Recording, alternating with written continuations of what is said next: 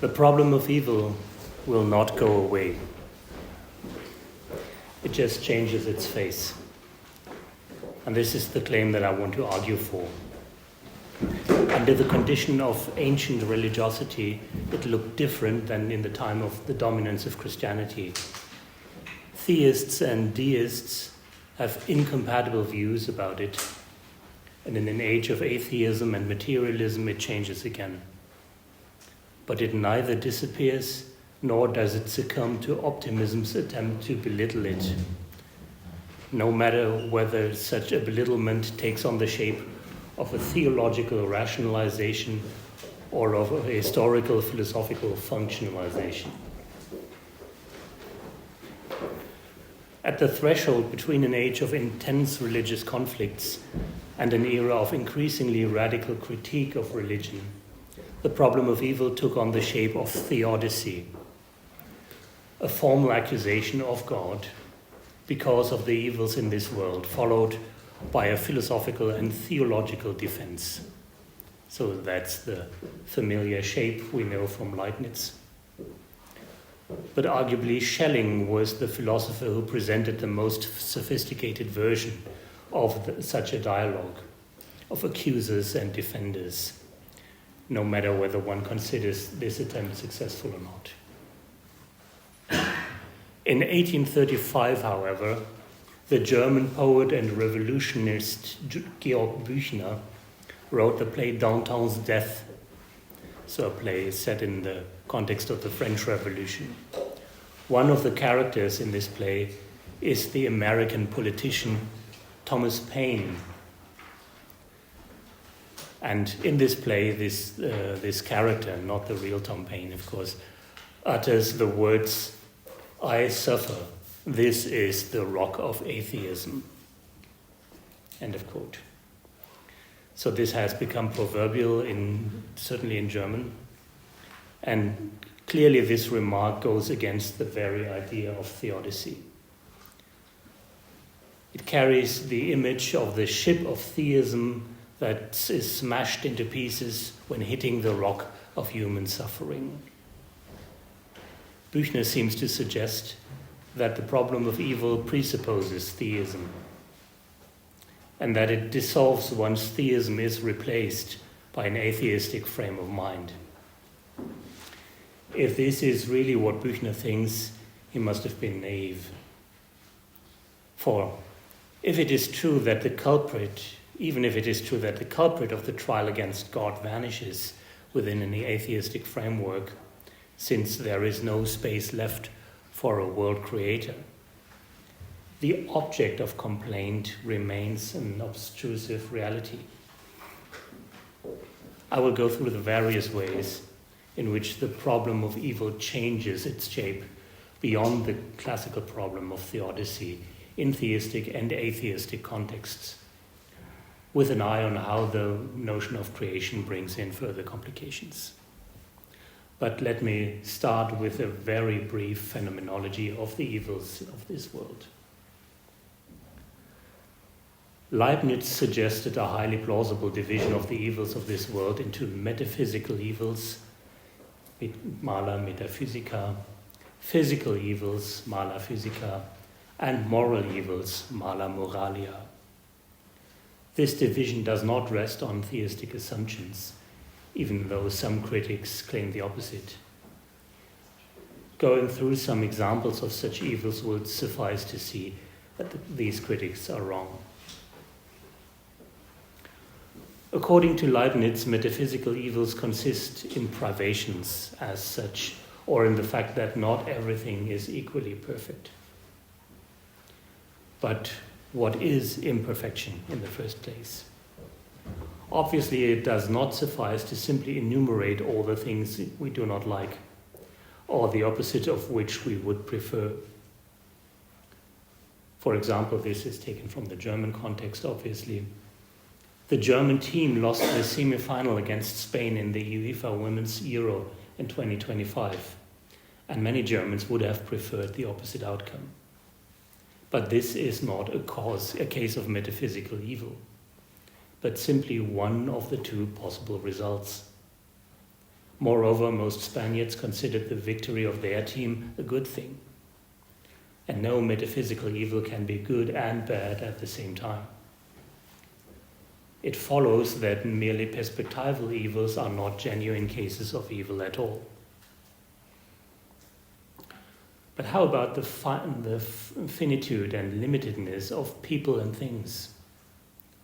Finitude and limitation cannot count as metaphysical evil either, because the mere fact that all material things disintegrate sooner or later, that all living beings must pass away, that some living beings have more capabilities than others, and that some are more long-lived than others, is not an evil per se, or an intrinsic evil, which is what metaphysical evil must be.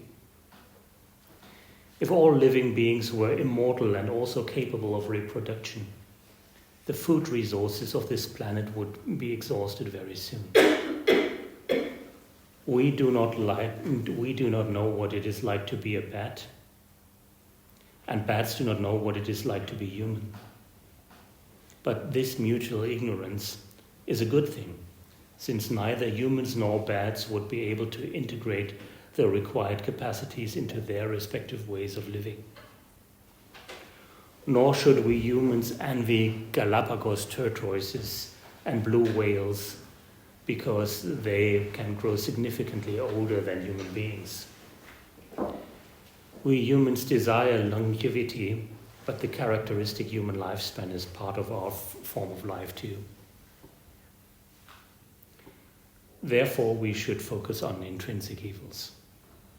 I call intrinsic those evils that are inherent to the things that suffer from them, inhibiting or even destroying their existence and flourishing, no matter whether what the preferences of their bearers and third parties might be. Do such evils exist? I think they do. Consider some at least prima facie candidates. For example, the unequal distribution of natural capacities among the members of one and the same species. Some lion cubs are stronger and more resilient than others, and are thus more likely to become full-grown lions than the latter. Some harrier chicks have poor sight, but good sight is a survival condition for birds of prey. Last but not least, think of the unequal distribution of human capacities. Some people suffer from rather minimal capacities to think and to articulate themselves, whereas others excel in rational activities. Some people are natural-born actors, dancers, or musicians, while others are no more than mediocre. And according to some philosophers, even the natural dispositions to acquire ethical virtues are unevenly distributed among humans. One might argue that this inequality is a good thing, since it facilitates a healthy division of labors. Not every human being has a vocation to become a dancer, a musician, or a philosopher. Not everyone needs to have one. Some have the vocation to become bakers, farmers, or engineers instead. And this facilitates the implementation of a well-structured society. This observation is both relevant and comforting, but it does not remove the sad fact that some human beings have a much harder time than others to meet even the most basic cognitive and moral requirements for living a decent human life. The fact that intelligence and moral resilience are scarce goods cannot be explained away too easily. If we move to physical evils, to pain and suffering, it is once again the inequality that causes indignation.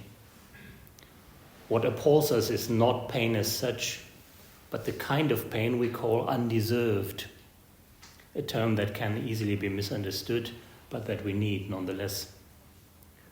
We know about the biological function of pain as a bodily signal that enables us to detect organic defects and lesions and to look for suitable therapies. But what we find shocking is the fact that painful or even fatal diseases often plague very young people with a healthy lifestyle. Or think of heavy traffic accidents and epidemic plagues, such as pestilence, leprosy, AIDS, or COVID-19. We cannot accept that such epidemic pestilences take away the lives, bodily integrity, or well-being of so many innocent people, but spare a few without recognizable reasons. More recently, animal suffering has received much more attention than before, and rightly so. The fact that a lot of animal misery is man-made aggravates the problem, but it does not change its nature. It was ultimately the problem of animal suffering that eventually turned Charles Darwin into an atheist. The underlying reasoning is not difficult to grasp, but atheism does not solve the problem either, as we will see very soon. In any case, it doesn't seem as if the distribution of diseases and pain follows any pattern that we can recognize as just. The moral evils of this world have two varieties. On the one hand, the innocent suffering of the victims of crime and violence, and on the other hand, the absence or frustratingly imperfect implementation of punishment. Some people kidnap, mistreat, abuse, torture, or rape others, steal their possessions, make war on them, or kill them without any justifying reasons at all. And others are unjustly punished due to judicial errors, that is, for the crimes that others have committed. The true criminals escape legal prosecution far too often, are discharged because of insufficient evidence or because some authorities protect them, or their crimes simply remain undetected. Some people take for granted that every criminal is at least haunted by his or her own bad conscience, but that might not be more than a pious wish, given the countless tricks of self-exculpation and self-deception that we humans master. Consider also man-made global threats such as global warming, large-scale species extinction, the desertification and contamination of large regions on this planet, and the potential annihilation of entire human populations by the use of weapons of mass destruction. To wrap things up, it seems as if it is not the mere presence of evils that constitutes a philosophical problem, but their unequal distribution. In other words, the problem of evil is a problem of justice. Therefore, it is not an accident that it turns into theodicy within a theistic context. The juridical shape of this approach is grounded in the very logic of the problem of evil itself. Within the Christian tradition, we have the notion of vicariousness. We are told that Jesus Christ was our vicar, who carried the sins of the world without having sinned himself, and that he thereby liberated mankind from eternal death. Imitating Christ, countless Christian martyrs freely and knowingly accepted persecution, torture, and a painful death as a punishment for other people's sins. Many Christians also consider illness and pains as a vicarious penance for the sins of others that they mercifully accept as a sign of divine grace. I cannot detect any incoherence in the idea of vicariousness, but it does not suffice to solve the problem of evil. For this problem is not caused by voluntary suffering, but by suffering that is both involuntary and undeserved, against the will of the suffering creature, no matter whether it is a human or a non-human living being.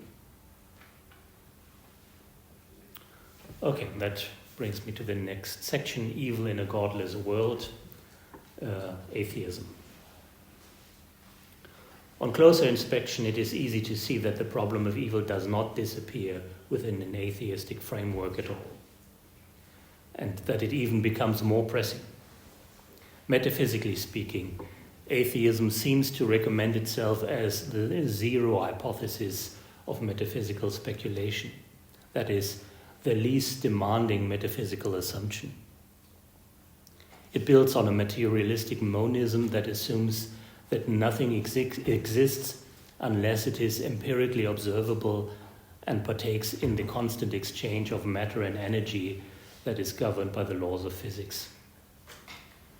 This might also render intelligible the fact that so many people today find atheism the most obvious choice. Committing oneself to atheism does neither seem problematic, nor does its adoption require the affirmation of particularly contentious beliefs. However, once one starts to conceive the problem of evil from an atheistic viewpoint, this impression vanishes very soon. For evil typically renders atheists clueless. Faced with it, atheism has developed 4 distinct response strategies, none of which seem particularly successful. The first one is denial. Some atheists flatly reject the idea that evils exist in the first place, declaring that the good-evil distinction is purely subjective. Second one is optimism.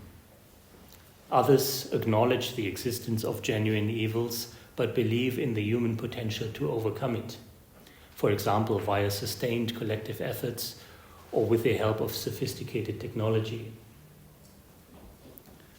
Third strategy, crypto-dualism. Some atheists tacitly assume that the opposing forces of good and evil are inherent to matter itself, and that we have to fight the latter, but without the slightest chance of a final victory. And fourth strategy, pessimism. Still others accept that the huge evils of this world cannot be eradicated, and some of them even conclude that existence as such is an evil, but one that cannot be avoided. So regarding the first strategy, denial, this strategy unites classical materialists such as Hobbes with empiricists such as Hume and positivists such as Ayer, but also with non-classical theists like Spinoza and evolutionary theorists like Konrad Lorenz. In 20th century metaethics, this position is often called non-cognitivism, but this is a misleading label, given that the underlying issue is not epistemic but metaphysical. Whoever denies the existence of intrinsic evils denies more than their inaccessibility to reason.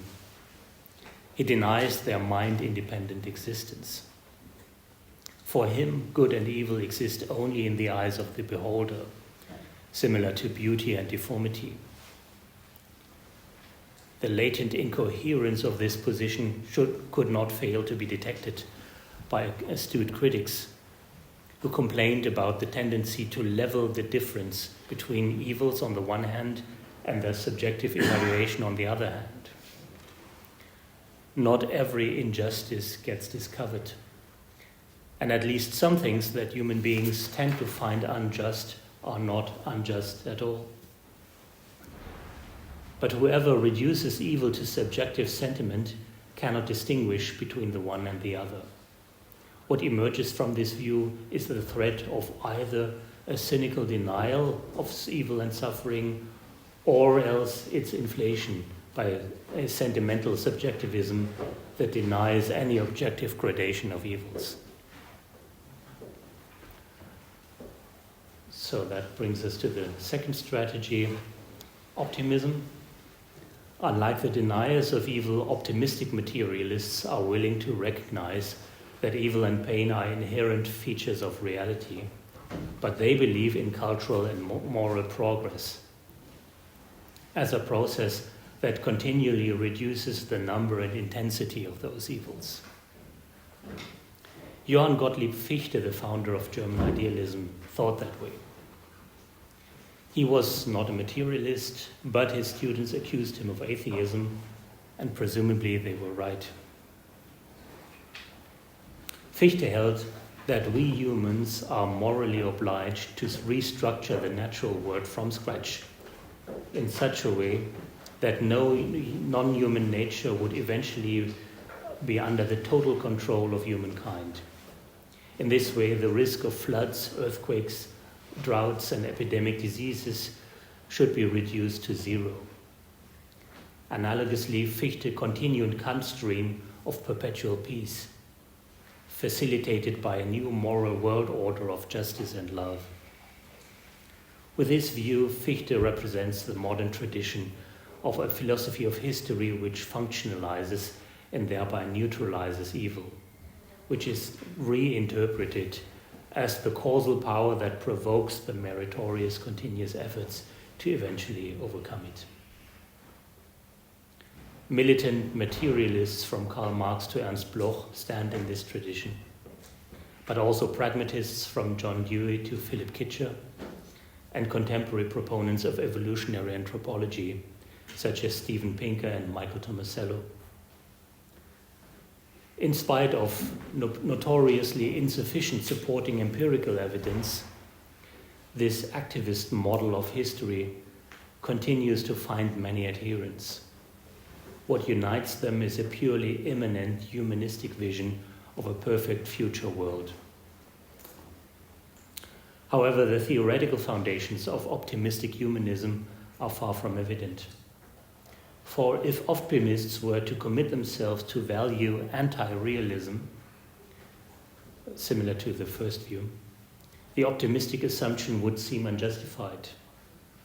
If nothing that exists were evil in itself because evil is just a subjective sentiment, then the very idea of a world without such negative sentiments would appear incredible. But if optimists choose moral realism instead, they owe us an ontology of evils that is compatible with basic materialistic assumptions. In other words, they would have to tell us what it is in matter that produces both good and evil. Answering this question requires a move from optimism to crypto-dualism, the third option. Ernst Bloch did go this way. His philosophy of hope is officially committed to militant optimism, but his thoughts on evil and suffering, on the failure of goodness and the triumph of evil, and on the fragility of all human achievements, force him to eventually adopt a dualistic conception of matter as the source of both good and evil. Even though he polemicizes against the Platonic conception of matter as inherently evil, he recognizes that even a materialist cannot simply consider matter as a source of goodness. This explains his lifelong infatuation with Marcion and Gnosticism. Eventually, however, Bloch finds himself unable to explain how one and the same metaphysical principle, that is matter, can give birth to the opposing forces of good and evil, of the progressive and the regressive. And in the end, Bloch himself has to face the charge of mere wishful thinking. And this brings in the last option, pessimism. Many philosophers take it that Arthur Schopenhauer's pessimism is an honest alternative. For if it is inherent to matter to produce evil and suffering, it seems incredibly naive to assume that this can ever be changed. Seen in Schopenhauer's light, it seems much more realistic to assume the contrary, and that is that what we call progress simply consists in the replacement of old evils by new ones. Pessimistic materialists warn us against the dangerous and potentially disastrous illusions of heinous optimism, that's Schopenhauer's term, and the huge risks of the project of a radical improvement of the world. Some of them advocate a Stoic or Epicurean acceptance of the world as it is, while others call for a radical negation of the world in terms of an existential nihilism.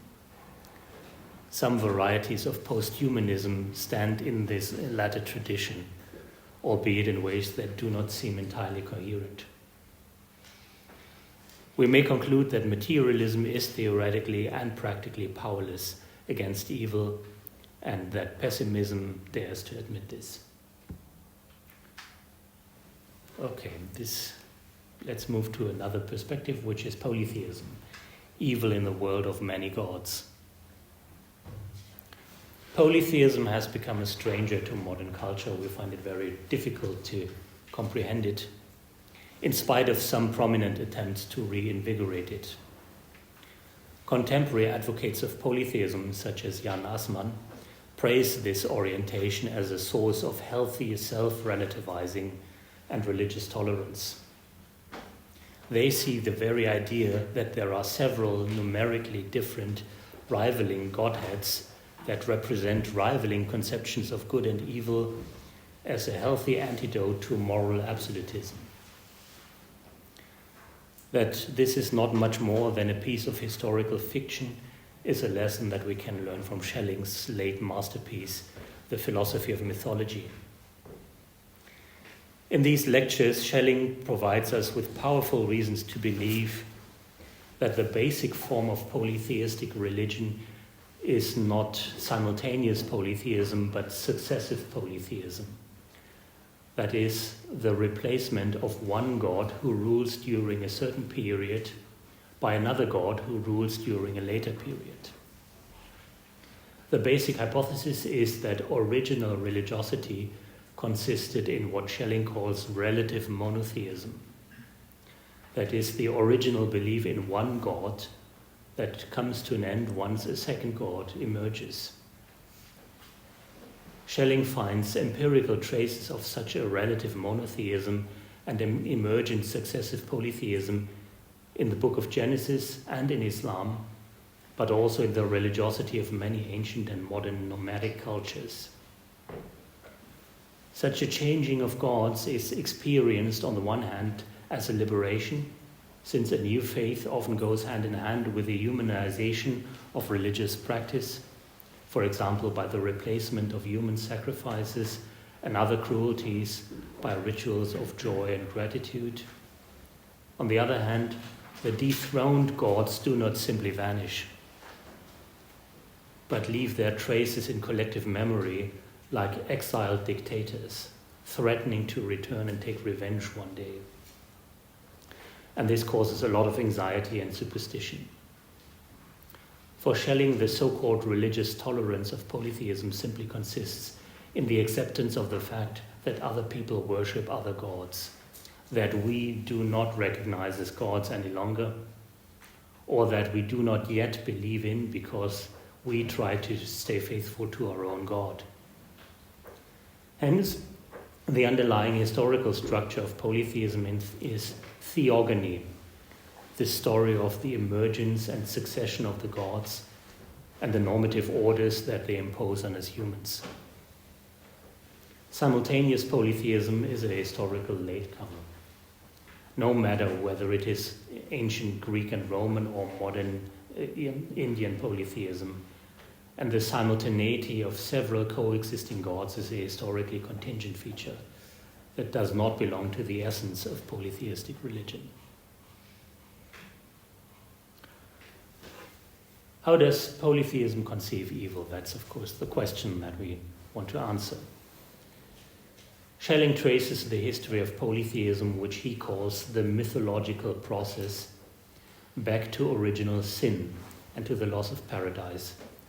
That is, to a traumatic initial alienation between God and humankind. This might seem tendentious from a Christian point of view and contrived, but it is hard to deny that polytheism conceives the God-humankind relation in terms of profound guilt. It is inherently tragic, and many of the ancient myths are pure tragedies, stories of a guilt that cannot be removed and that must be punished forever. Schelling insists on the tragic nature of polytheism much more consistently than Hegel, even though the latter also associates ancient classical art and religion with the experience of tragedy. Divine reality is a constant, terrible threat, a reality that we humans are alienated from because of the sins of our ancestors that they committed in a strange mixture of hubris and lack of consideration. As a consequence, Pandora's box was sent to humankind, containing all the evils of this world. Polytheistic mythology essentially deals with the connection between guilt and punishment. It is all about crime, violence, cruelty, and futile atonement. Seen from this perspective, polytheism appears to be a system of a religious belief and practice that authentically reflects the experience of evil. At the same time, polytheism does not offer us a way out. For by worshipping the new God, one insults the old one, whose revenge one thereby deserves. Staying true to the old God has the same effect regarding the new one. It can even happen that one disregards the claims of a future Godhead without being even aware of it. And this will be one's doom and that of one's children. Polytheism has a realistic view of how human vice, arrogance, envy, and excessive ambition shape human agency. The coming God is expected as the liberator from guilt and punishment, but each liberation remains provisional, involving new guilt to replace the old one. Within a polytheistic frame of mind, the idea that the many gods might in the end be nothing but the different masks of one and the same God is experienced as truly liberating. And therefore it is not accidental that this idea forms the content of the esoteric theological doctrines of both ancient Greek philosophy and of some varieties of Hinduism. Unlike Manichaeism, polytheism does not get caught in a relativism of good and evil that renders both a matter of perspective. And yet, it is incredibly hard to tell good from evil within a polytheistic framework. And this is not a sign of tolerance, but of uncertainty and fear. And this brings us to monotheism, evil and the one God. Preceding observation can help us to call into question the widespread assumption that the problem of evil chiefly is a problem of classical theism. Quoting Schelling, we might say, this is a quote from the Freedom Essay, according to these reflections, it just doesn't seem appropriate to throw the entire burden of this difficulty only on one single system. End of quote. No, we all have this problem, no matter whether we deny it, as some atheists and non-classical theists do, whether we look at it with empty hands, like other atheists, but also like most polytheists, or whether we try our best to understand it. And this is what classical monotheism does. But even monotheism is not a monolithic entity. Some monotheists do not conceive God as the creator of the world, but merely as an ordering power. Aristotle and modern process theology agree on this point. As a consequence, God is not considered as the author of evil, which is rather rooted in the opacity of the material structure of non-divine being that exists prior to and independently of God. Others do represent God as creator, but creation is conceived as the formation of pre-existing matter, as in Plato's Timaeus. Evils are thus interpreted as material deviations from the divine norm, as privations of form. But whoever understands creation as a production of things out of nothing cannot accept this model. Creationism in this narrower sense must claim that divine creation includes the creation of matter. Moreover, the impact of the Godhead on creation can be conceived in two opposite ways. Either as being completed with the completion of the act of creation, for example in Newton's and Voltaire's deism, or as the beginning of a world process that is subjected to divine supervision and guided by divine providence. The second way is the way of classical Abrahamic monotheism and the metaphysical systems that it brought forth.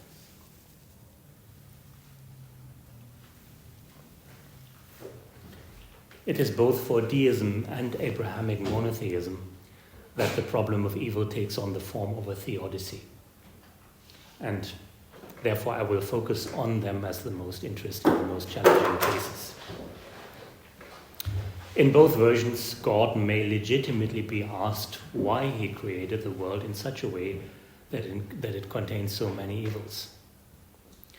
Why couldn't he do otherwise, given the unsurpassable power, wisdom, and goodness that are ascribed to him? While deism completely fails to offer any answer whatsoever, Abrahamic monotheism offers what we might call a practical solution to this theoretical problem. This solution is presented in two different but compatible versions. On the one hand, as the promise of individual salvation and eternal life. On the other hand, as the vision of collective beatitude in the kingdom of God and the end of time. This goes hand in hand with the promise of final and infallible justice, a promise that both Leibniz and Kant consider indispensable for any successful solution of the problem of theodicy and the legitimation of God's supreme justice and goodness.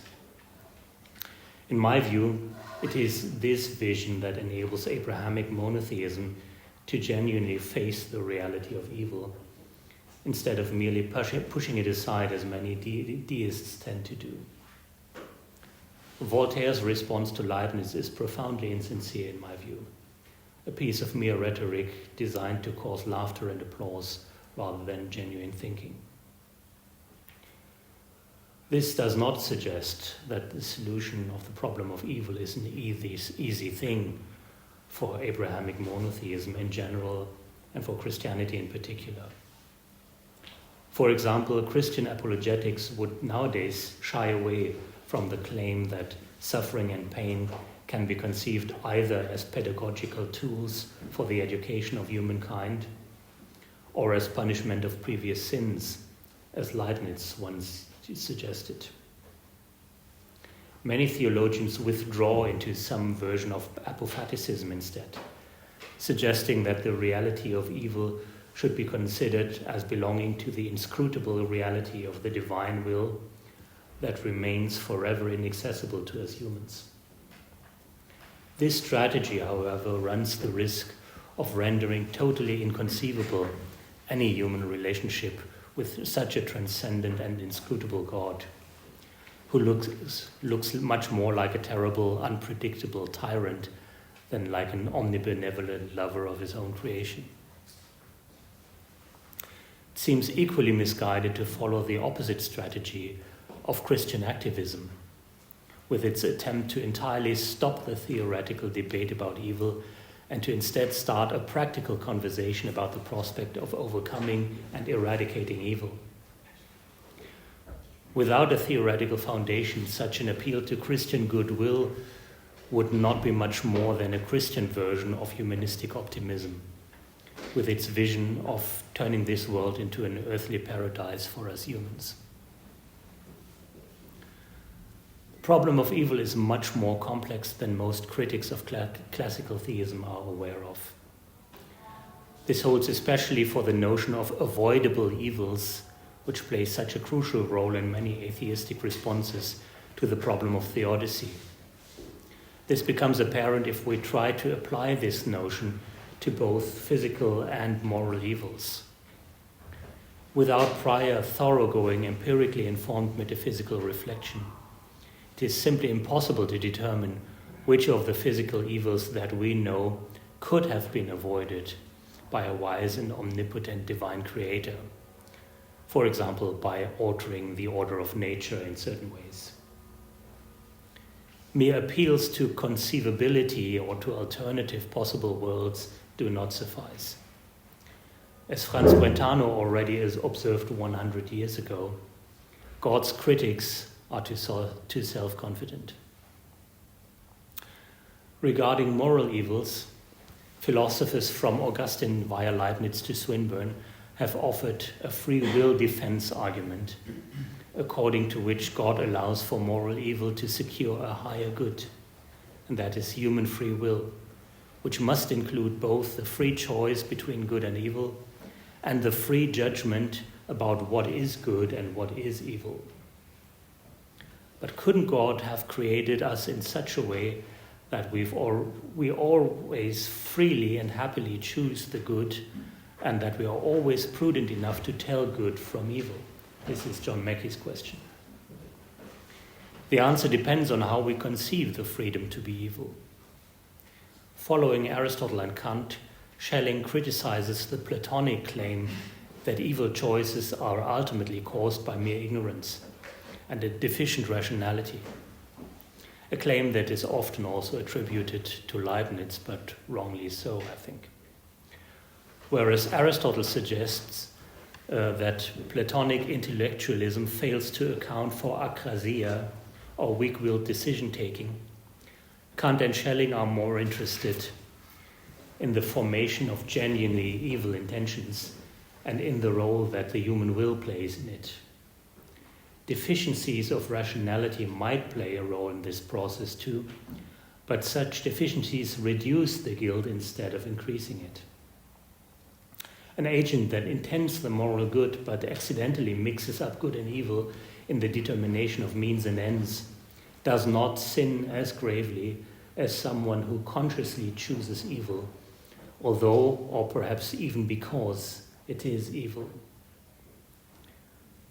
A further scenario is willfully chosen ignorance, a case that Aristotle already discusses and that Leibniz leaves room for too. Whoever drinks heavily or takes drugs to calm down his conscience and to thereby increase his readiness to commit crimes, thereby aggravates his guilt.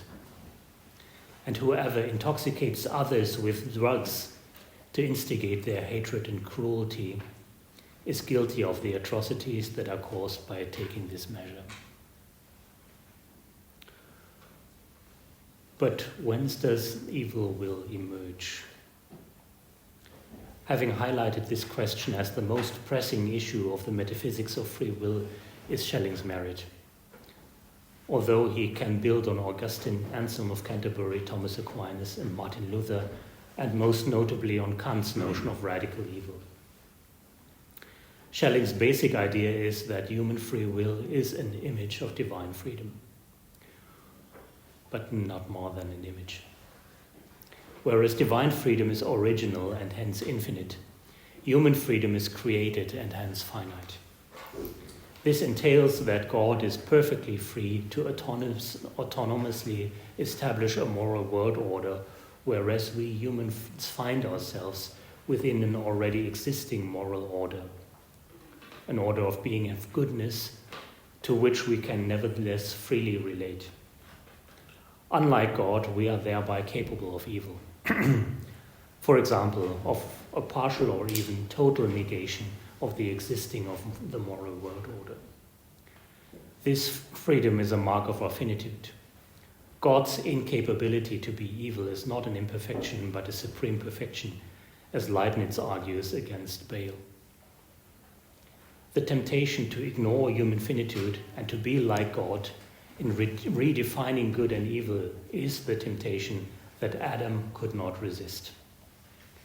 Adam was thus the first to stumble across the notion of autonomy, at least according to Schelling's interpretation of Genesis 3.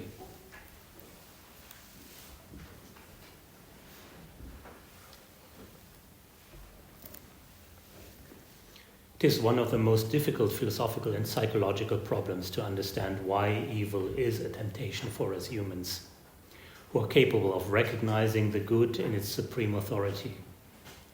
In his freedom essay, Schelling identifies our desire for self-preservation as the chief root of evil. But Percy Schopenhauer, it is not evil as such, but its deformation into egoism that creates the relevant difference.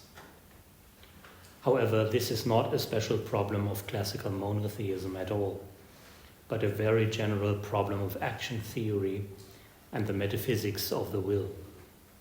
In other words, we should seek to understand free will and evil willing before we try to answer the question whether or not an omnipotent, omnibenevolent, and omniscient creator can be blamed for having created it. And this brings me to the conclusion, which is problems of evil, so we should use the plural.